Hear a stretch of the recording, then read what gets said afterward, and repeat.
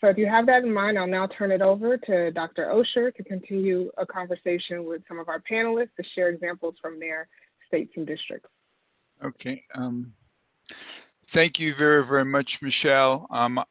I hope my wonderful panelists, Dinah Taylor, Holly Ferguson, and Anne Merten now come on so I can see them. Yes, I can. I think as you heard from Dr. Mayo and also from my presentation, it's not just doing the right thing, it's also about doing the right thing well.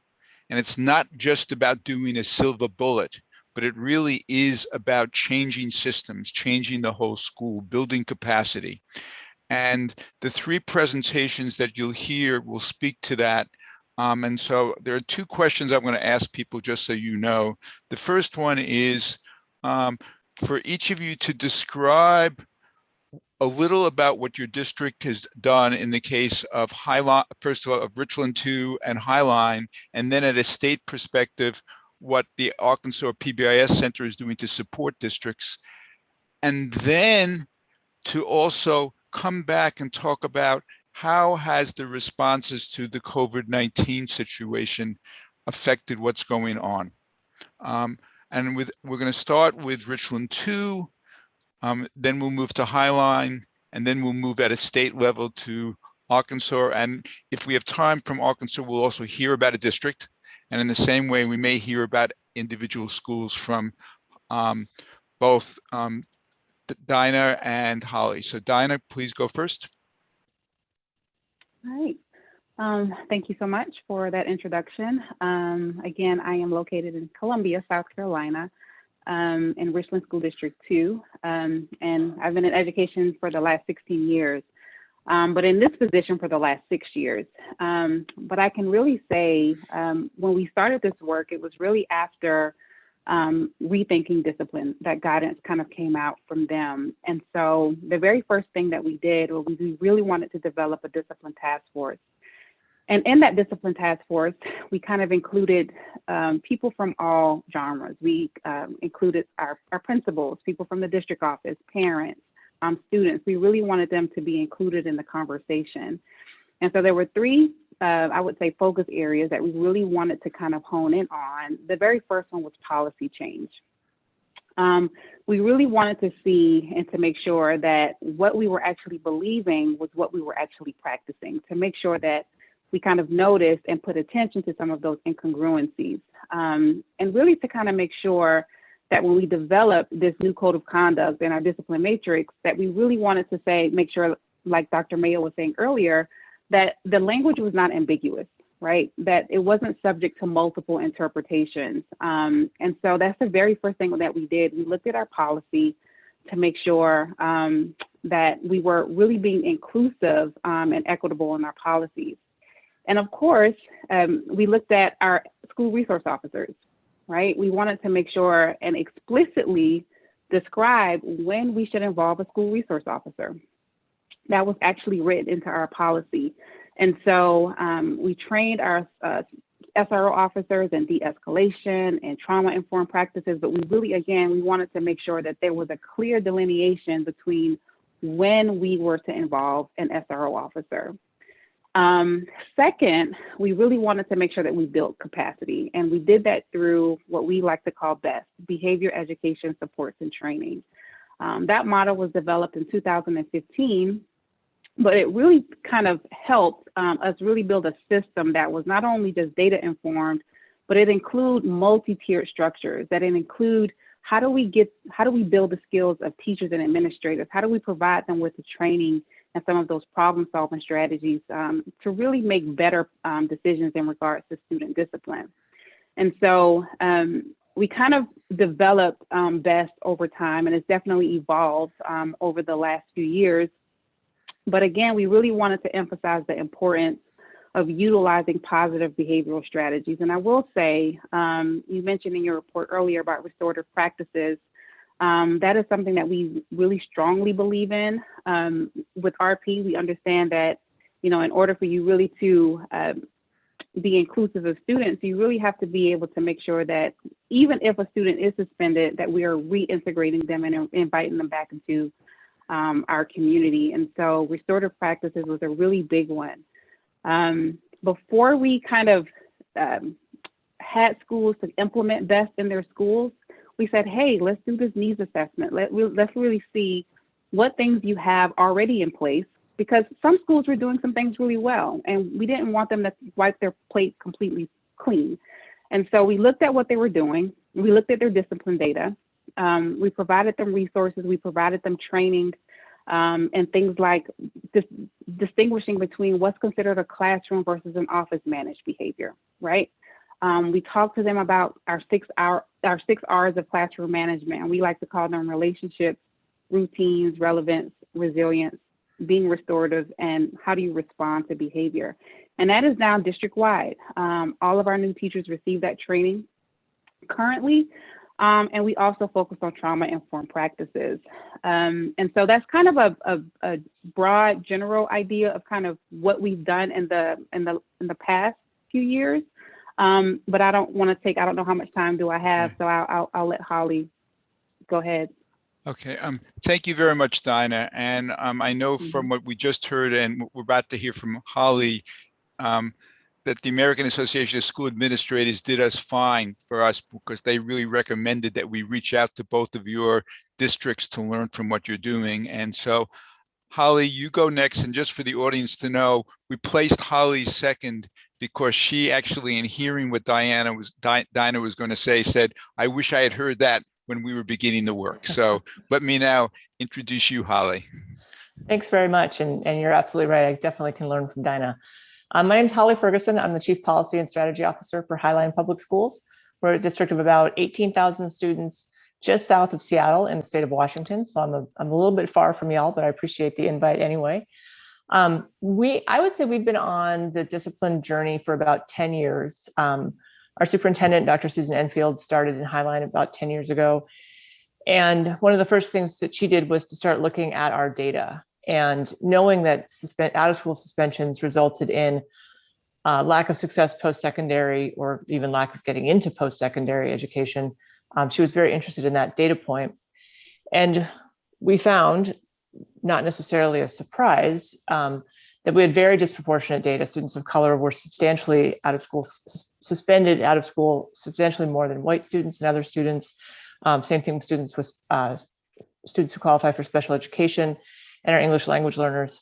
And our district is about 70% poverty, 70% students of color, and a very high number of English language learners. So the disproportionality is really stark when you have a district like that. Dr. Enfield also noted in our discipline data that we had a high number of out-of-school suspensions for the more discretionary things like we heard about, like wearing your hat in the hallway, not taking off your hood, which, it rains in Seattle, we wear a lot of hoods. It's just a thing. So sorry, I'm just checking on my notes here. So Susan really wanted to eliminate the disproportionality and eliminate the high numbers of students who were out of school being suspended. And so in revising the strategic plan, there was a new bold goal set, which was 0 suspensions for staff, except for those necessary for staff and student safety. And I think you're going to hear some of the pitfalls that we ran into, which our researchers talked about. People only heard the first part, 0 suspension. They didn't hear except for student or staff safety.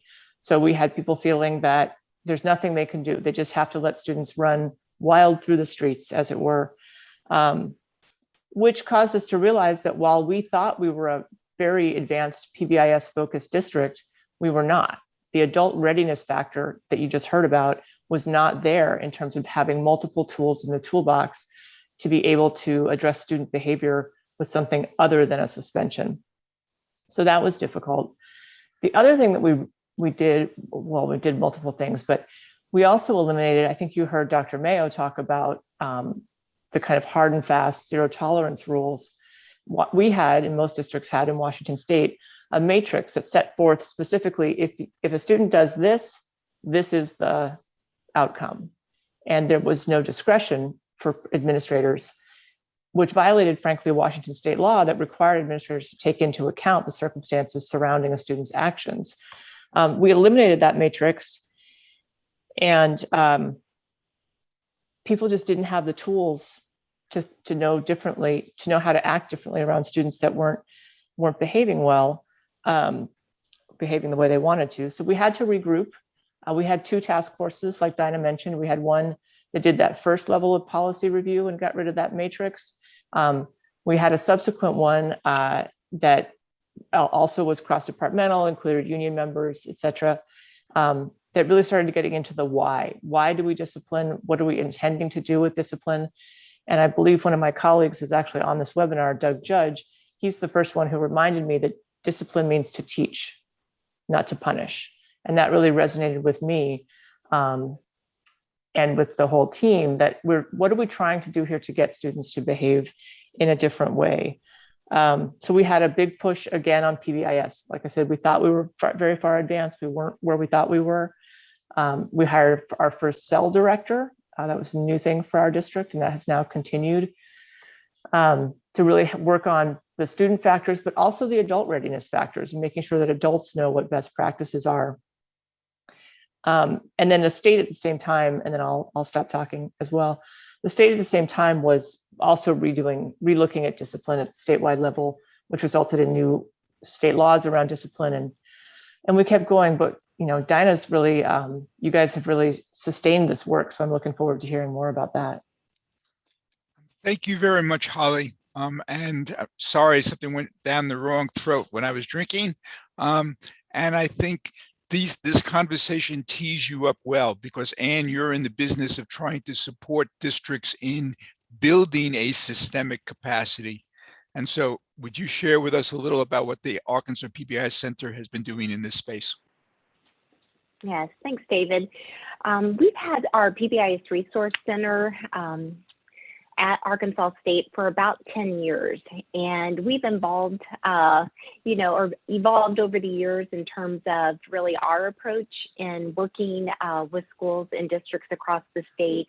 And what we found is, we really try to go into this initially at the district level, or at least have that district level support. So we will sit down and look at a lot of the factors that Dinah and Holly talked about, just, not only just discipline data, but just all sorts of information that we can pull together to really determine what that district capacity is going to look like, to really build this infrastructure that will live on long after everybody's been trained and, teams are established. And that has worked well. We spend a lot of time in that exploration phase where we're helping them collect data to really try to gauge, do we have the resources? They do a lot of initiative mapping. They get input from their staff on some key areas, whether or not they really do want to support this process that they're about to go into, and looking at just that tier 1 level of support initially, is that something they want to stand behind and put the work into? And so a lot of time is spent before anyone is trained, before any steps are taken to really look at the implementation process. And all of our work around just getting districts trained is built around the PBIS fidelity tool. For those of you that are familiar with PBIS, it's called the Tiered Fidelity Inventory, which is a great tool that we center our work around, that we start at the very beginning for schools and districts to learn about what fidelity will look like at each step along the way, how they know when they're ready to really add that additional layer for tier 2 supports or tier 3 supports. Not only just looking at outcome data, but really looking at just the strength of the systems that they're building for their staff and students. So it's a great time right now, because we're getting a lot of calls where people are looking for a more proactive instructional approach to how they're working with discipline and behavior in their districts. So that's really about what we do and how we start out with districts. We take the training process typically over the course of a full year. So it's definitely the message of working smart, taking this slow, making sure that what they're doing is going to stick. So we make sure that there's staff involvement throughout the entire process. So it's much more than just leadership coming in and saying this is something we're going to do. Okay. Thank you very much, Anne. And listening to you all, I was thinking, and also listening to Rob, thinking about work that we have done in Cleveland that Rob called upon. Colleagues of mine and I once wrote a piece that was entitled "No Quick Fixes," that was in a book about reducing discipline problems and disparities, about Cleveland's arc of change. It's been a long-term arc, and the part of the key is being persistent and getting better and focusing on what you're doing. And it includes adapting and adjusting to new circumstances. And so in our last few minutes, I would ask each of you to briefly talk about, so how is your district responding on these issues to the implications of COVID-19, and any other lessons you'd like to very quickly share with people. And why don't we take 2 minutes for each person, and if necessary, we can go to 3. So Dinah, you want to start? Yeah, so COVID obviously has opened our eyes to what we like to call really the stressors of teachers. We realized that while we were trying to really do the work of SEL, we really needed to focus on the social and emotional wellness of our teachers. And so I'm really proud to say what COVID has really what we've gotten out of COVID was we kind of created social emotional wellness leads in 8 of our schools. It's a new pilot that we're actually doing. And what their sole purpose is right now, it's a 3-year initiative, but what their sole purpose is right now is to really just hone in on those SEL skills that we would really try to get students to learn, but how do we get teachers and everyone in the building to really realize that SEL they're not student skills, they're actually human skills. And so we really wanted to make sure that we put teachers at the forefront. And so COVID has really kind of opened up that area for us to do that. But I will also say, and Dr. Osher, you mentioned this a few minutes ago, but there really is no one size fit all approach, right? Everything is really contextual. The work is long. I tell my principals and my teachers that all the time. It's not a quick fix. There is no silver bullet to discipline. And so we just really have to take it school by school and ask those important questions. That's excellent. Thank you very much. And Holly? Yeah, I think very similar. The COVID pandemic really showed us wide open the inequities throughout the system, not just in schools, but in food insecurity, housing insecurity, job insecurity. So that was fascinating, to see the impacts on all of our families, not just our students. Adult wellness is definitely something that we're now focusing on much more than we used to, and recognizing that if the adult SEL isn't in place, the student SEL can't be in place. And discipline, obviously, especially out of school suspensions, went way down. In Washington State, students were out of school for about 18 months, some small groups coming back intermittently. So obviously out of school suspension doesn't mean anything when you're not in school.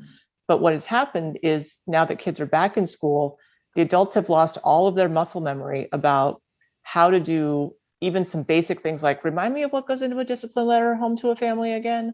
What did we used to do in this situation? And everyone's calling me and they're saying, I've forgotten it all, which on the one hand is great. But unfortunately, some things that work on Zoom don't work in the classroom. And so we're really trying to bridge that gap about what does it look like to do a breakout room in a classroom, and trying to put some of those things that we've learned that are positive from the pandemic into our classrooms. Before we go to Anne, let me try to encapsulate the 2 points that you just made, Holly and Dinah, before, with a piece of research that was done by, I'll give the link online, but Kim Schonert Reichel and Oberl, that was out of a mindfulness intervention, but where they were checking teacher cortisol levels. And cortisol is a way of getting a sense of stress levels. And what they found out was the fact that when teacher cortisol levels go down, student cortisol levels go down. And there are lots of different things that introduce stress, and even just the fact of not knowing what to do as you're coming back in a new routine makes it harder for teachers to have the flexibility to be able to respond to individual young people at a time when everyone is learning new skills again because of the fact that there has been these disruptions. And so a sensitivity to these issues is very important. We'll make sure I'll get the citation that I gave you and put it in the link. Anne, if you would now share with us your insights. Right. I would say, you know, when COVID happened, you know, we had a lot of opportunities each month that we would just open up networking opportunities for PBIS teams and coaches throughout the state to come together and really just, you know, talk to each other and see how are they making that shift for students that are at home now. And, you know, how can they take these great behavioral expectations they've worked so hard to create and teach very explicitly, and then translate that into students that are at home. So nationally, there was a lot of work done around, you know, how to really, you know, take things that they've done and used to in school, whether or not it's their behavioral matrix, and including what that looks like, you know, to be learning long distance, or excuse me, at home. And, you know, really a lot of questions would come around, you know, how do we, you know, students are still, you know, wanting to get acknowledged and reinforced for behaviors that they're meeting. So it was just a really